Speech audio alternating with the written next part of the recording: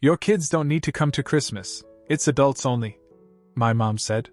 My brother snickered. Exactly. They don't belong at the table. I just smiled. That night, I donated every gift I'd bought for his kids. At 9:01 a.m., my mom texted. They're crying. Where are the gifts? I coldly replied.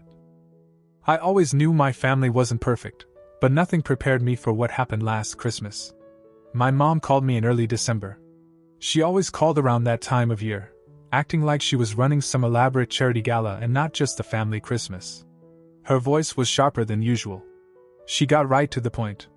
Your kids don't need to come to Christmas, it's adults only. She said it like she was doing me a favor. Like excluding my 7-year-old and 4-year-old from the only family gathering they know was somehow progressive. Before I could say anything, I heard my brother laughing in the background. Exactly. They don't belong at the table. He snickered like it was some inside joke I wasn't part of. I just said alright and hung up. Didn't give them the satisfaction of hearing what I really thought. I sat there on the edge of the bed, phone still in my hand, and stared at the wall for a good minute. Rachel came in with a laundry basket and saw the look on my face. They said what? She asked me once. I told her exactly what they said. She dropped the basket. Her response was short. Then we're not going. No hesitation. No, maybe they didn't mean it like that. No defending them. Just clarity. And that's why I married her. Now here's what they didn't know. For years, my family made a sport out of underestimating me. I didn't flash wealth, didn't post pictures of vacations or fancy dinners. So they assumed I was broke. They made comments. My mom once joked that I should bring paper plates as my contribution to Thanksgiving. My brother liked to throw in subtle digs about me being cheap or simple. What they never asked, because they never cared, was what I actually did for a living. I run an e-commerce business. It took years of struggle to get off the ground, but now it's thriving. Very few people know how well. I don't show it. I don't drive anything flashy. I don't wear watches that scream money. But last year, I decided to do something different. For once, I wanted to surprise my family with something big.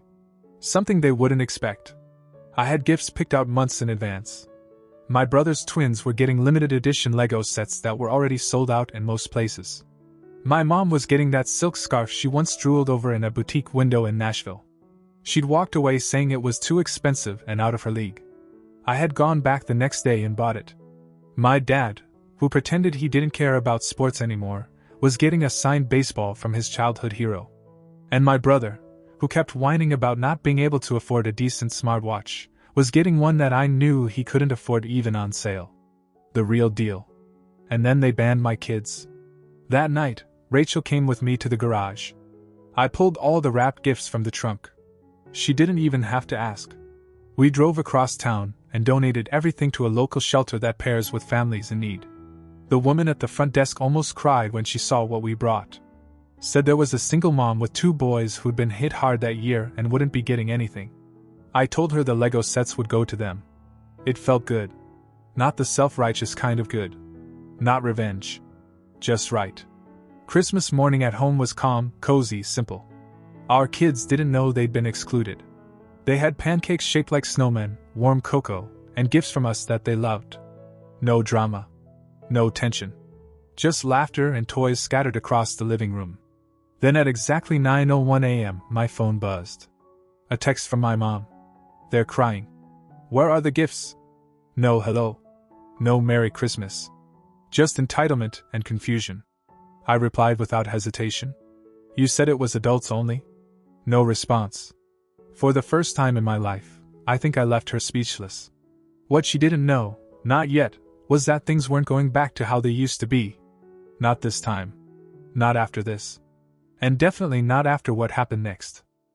2 days after Christmas, my mom called. I let it go to voicemail.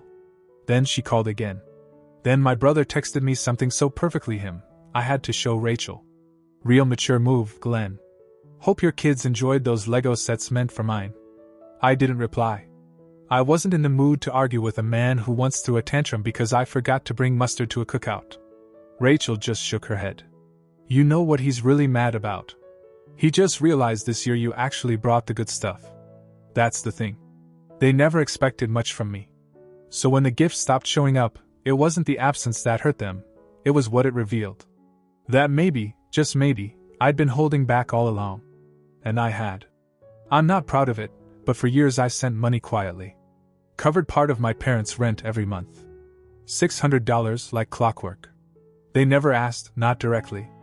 My mom just hinted about tight times and your father not working as much and this apartment being more than we thought. So I helped. Because I could. Because I thought that's what good sons did. That week, I canceled the recurring payment. I didn't say a word about it. On New Year's Eve, they invited me to dinner. Said we should all talk. Like it was a business meeting, not a family. Rachel asked me if I wanted to go. I said yes. Not to make peace, but because I wanted them to finally hear the truth. We left the kids with a sitter and showed up 15 minutes late. My mom opened the door with that fake tight-lipped smile she uses when she's pretending nothing's wrong.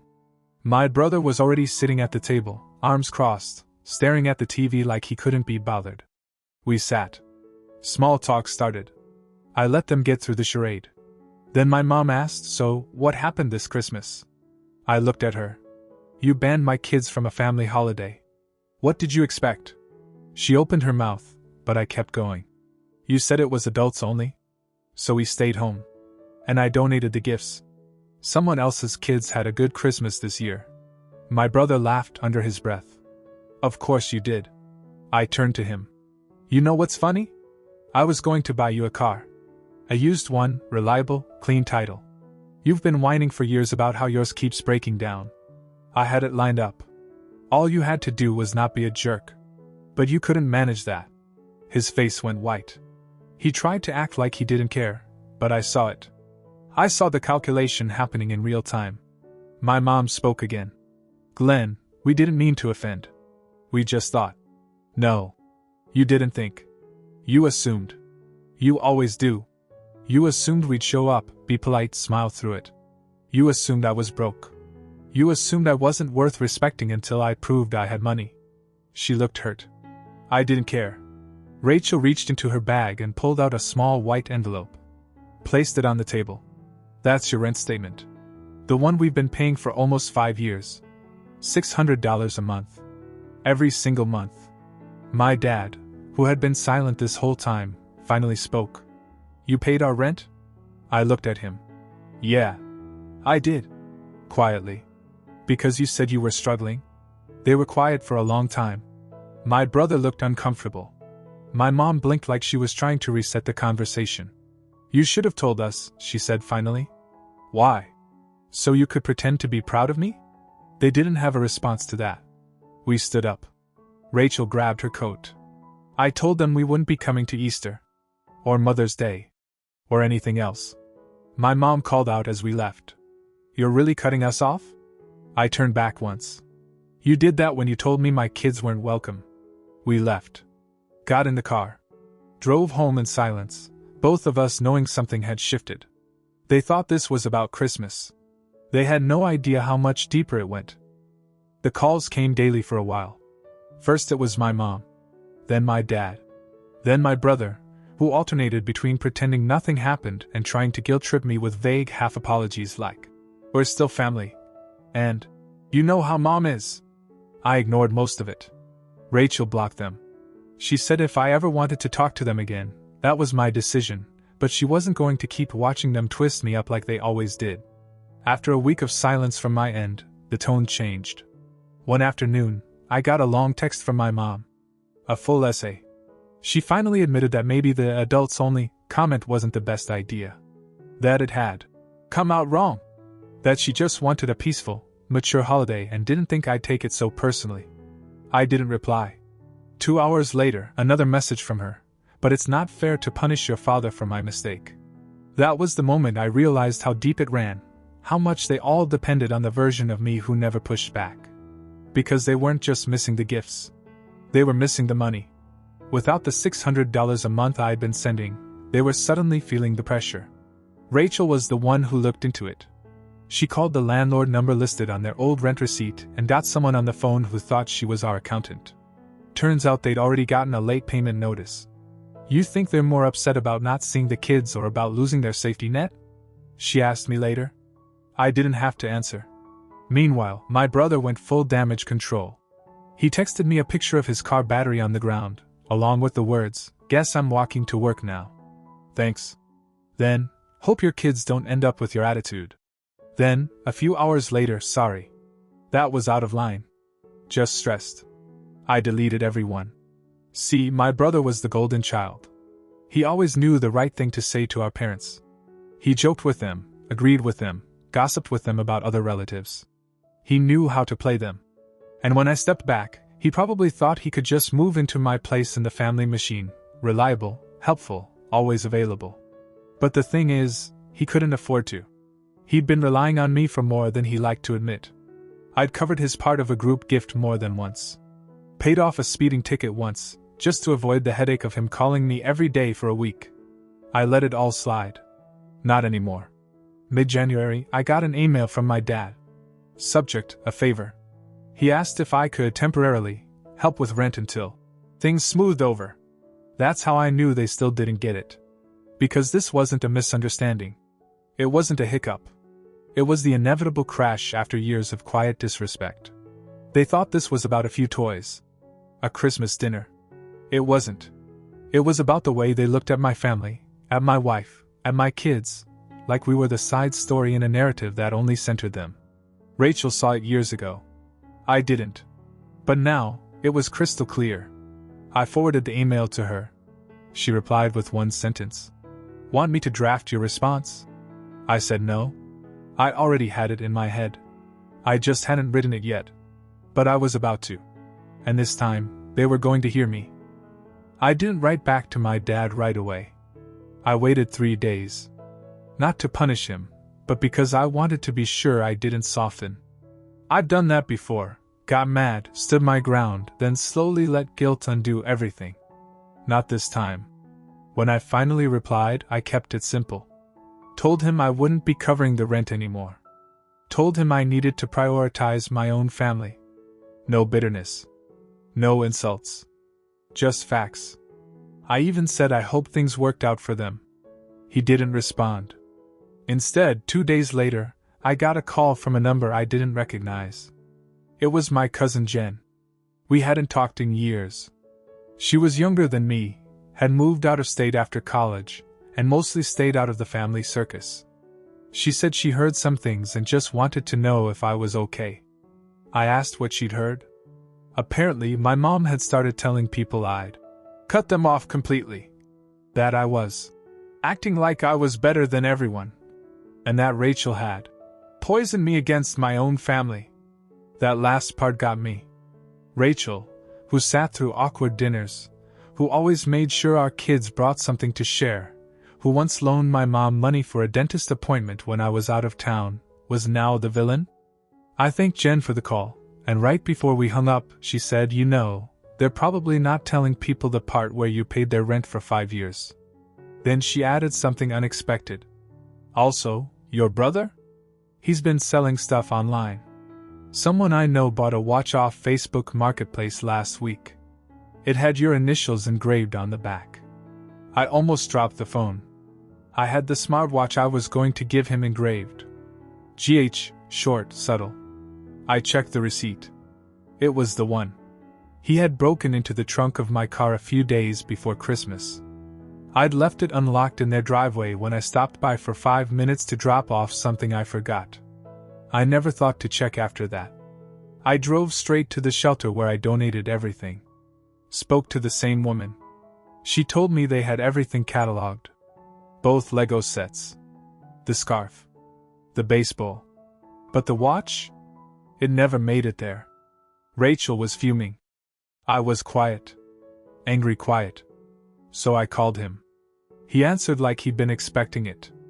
Didn't even try to lie. "It was just sitting there," he said.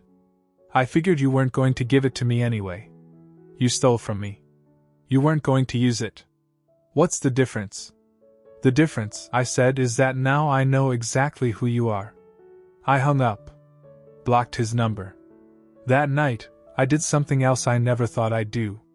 I sat down with Rachel, opened up our budget, and did the math on everything I used to spend on my family: gifts, money, holidays, extra expenses, all of it. Then I took that total and made a plan. Every dollar I used to spend on them, we'd now spend on us. On our kids. On travel. On the house. On things that actually mattered. Because I finally saw the truth.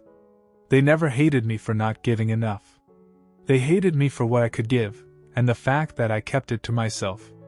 And now that they knew, they wanted access. But access was over. The door was closed. And this time, it was staying that way. It took them a few weeks to realize I wasn't bluffing. No calls. No texts. Nothing on birthdays. Not a single message when our youngest lost her first tooth and Rachel posted a photo.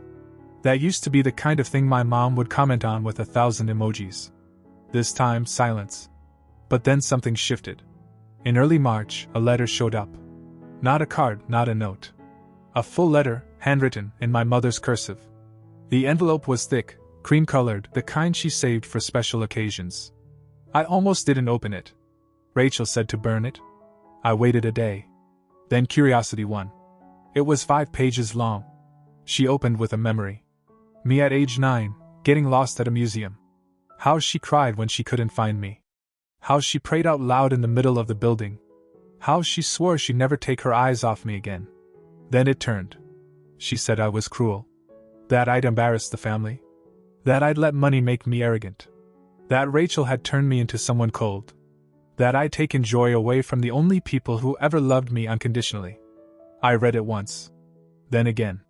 There was no apology. No ownership. Just a veiled plea dressed in guilt. Rachel found me staring at the letter an hour later. She didn't even have to ask what it said. Burn it? She said again. I nodded. She lit a match in the sink, held the corner of the paper to it, and watched it turn black and flake into ash. We didn't speak. The next week, I got an email. This time it was from the landlord of my parents' building. Not a mistake. He said they'd given him my email directly. That rent had been unpaid since January. That my mom said I was their financial power of attorney, and had always handled this stuff. He attached an invoice for $1,800 and asked how I'd like to proceed. That was the moment I realized how far they were willing to go. They hadn't just burned bridges. They were trying to rebuild them with my name and wallet. I called the landlord. Told him the truth. That I had no legal ties. That I hadn't sent a dime since Christmas. That he should never contact me again. He sighed. Said it wasn't the first time he'd seen something like this. That night, I sat down with Rachel. We talked for hours. About the kids. About the house. About the future. Then I told her something I hadn't said out loud yet. I want to move. Out of state. No. Just away. Fresh start. No more surprise visits. No more driveway pop-ins. No more being a 20-minute drive from people who only remember I exist when they need something. She smiled. I've been waiting for you to say that. So we started looking. New schools. New neighborhoods. A new chapter. I didn't tell my parents. Not yet. They still thought this was a fight. They didn't know it was a farewell. We moved in June. Quietly, no announcement. No Facebook posts. No mass texts. We packed everything over 2 weeks and hired movers for a Thursday morning. By the time the sun set, we were 2 counties away, in a home with more trees, less traffic, and not a single memory of them in the walls. I didn't leave a forwarding address. The only person in the family who knew was my cousin Jen. She kept it to herself. Rachel and I poured everything I used to give them into our new life. We took the kids to a cabin in the mountains that summer. I upgraded my home office. Rachel finally started her Etsy business after years of talking about it. We were lighter. Freer. You don't realize how much weight you're carrying until it's gone. In July, on my birthday, I got a package. No return address. Just a white box taped shut. Inside was a photo album. Every page had pictures of me growing up, family holidays, birthdays, sports games, school events. But someone had gone through with a marker and blacked out Rachel's face in every photo she was in. In one, they scribbled over my kids too. At the end of the album, a note was tucked in. You used to belong to us. Now you belong to her. Rachel didn't say a word. She picked it up, walked outside, and dropped the album into the trash bin. Then she came back in, poured herself a glass of wine, and kissed my forehead. They were spiraling, clinging to something that didn't exist anymore. Trying to hurt me, guilt me, shame me. But it was too late. None of it worked. In September, my brother emailed me. The subject line was just, "Dad's sick." I stared at it for a long time. Then I hit delete. The guilt didn't come.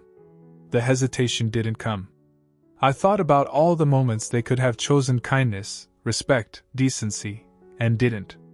I thought about the time they banned my kids from a family Christmas and laughed about it. I thought about the watch he stole and sold. I thought about the rent I paid in silence and the accusations they sent in writing. And I thought about the faces of my children on Christmas morning, warm, safe, loved. I never answered the email. 2 weeks later, Rachel and I took the kids to the coast for the weekend. We watched them chase waves and build crooked sandcastles. That night, over dinner, I looked at her and said, "I'm done for good." She didn't ask who I meant. She already knew. We didn't cut ties with family. We just chose to stop bleeding for people who kept holding the knife. And now, I get to spend every extra dollar, every extra hour, every ounce of energy on the only people who ever saw me for who I am. A husband. A father. Not a wallet. Not a backup plan. Not a doormat. And not theirs. Not anymore. It's been 3 months since the move. No contact. No drama. No unexpected mail, no weird emails, no fake emergencies. Just peace. I didn't realize how loud it had been, how much mental space they took up, until it all went quiet. My mornings are slower now. I wake up, make coffee, pack the kids' lunches, walk them to the bus stop with Rachel. We laugh more. We sleep better. Rachel's Etsy shop? It's booming. She launched a custom holiday line, and her pre-orders for winter already beat what she made all last year. I'm handling the back-end for her in my spare time, website tweaks, payment integrations, inventory. It's the first time we've really built something together, and it feels good. The business I run? Still growing. Last month was my highest earning quarter since I started. I treated myself to something small but meaningful, a guitar I used to dream about owning when I was broke. Rachel told me I deserved 10 of them. The kids? Thriving. Our oldest made a new best friend on the first week of school.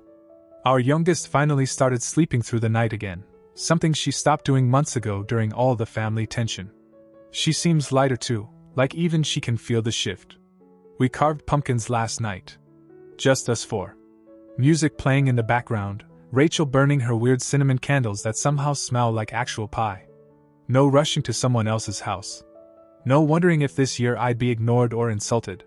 I don't miss them. Not anymore. I thought I would. I thought I'd wake up some mornings and feel the ache of not being part of the family anymore. But the truth is, I'm part of one now. A real one. One we built. And for the first time in my life, I don't feel like I'm living around the edges of someone else's story. This is mine. And it's just getting started.